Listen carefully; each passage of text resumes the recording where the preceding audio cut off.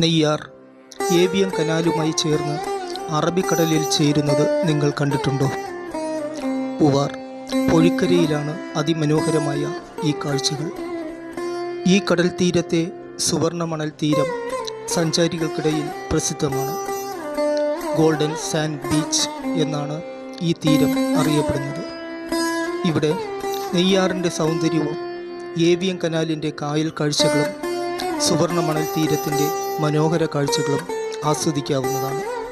നെയ്യാർ നദി പൂവാറിലെത്തി ഏവിയൻ കനാലുമായി ചേർന്നാണ് അറബിക്കടലിൽ ചേരുന്നത്. 1860 ശ്രീ ഉത്രം തിരുനാൾ മാർത്താണ്ഡവർമ്മയുടെ ഭരണകാലത്താണ് ഏവിയൻ കനാൽ എന്ന ജലപാത പണി കഴിപ്പിക്കുന്നത്. ഇത് പൂർണ്ണമായും മനുഷ്യനിർമ്മിതമാണ്. ഈ കനാൽ ദേശീയ ജലപാത 13 എന്നാണ് അറിയപ്പെടുന്നത്.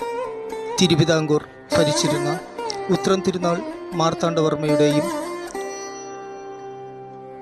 ബ്രിട്ടീഷ് രാജ്ഞി വിക്ടോറിയയുടെയും പേരുകൾ ചേർത്താണ് ഈ കനാലിന് അനന്ത വിക്ടോറിയ മാർത്താണ്ഡം കനാൽ എന്ന പേര് വന്നത്.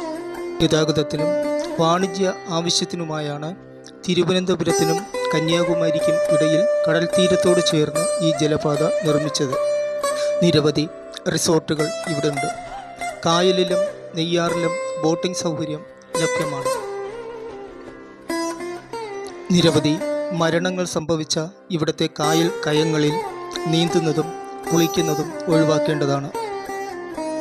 സഞ്ചാരികൾക്ക് ഈ സുവർണമണൽ തീരത്തിൻ്റെ പൂവാർ ഭാഗത്തും പൊഴിക്കര ഭാഗത്തും ബോട്ടിംഗ് ഉൾപ്പെടെ സായാഹ്ന കാഴ്ചകൾ ആസ്വദിക്കാവുന്നതാണ്.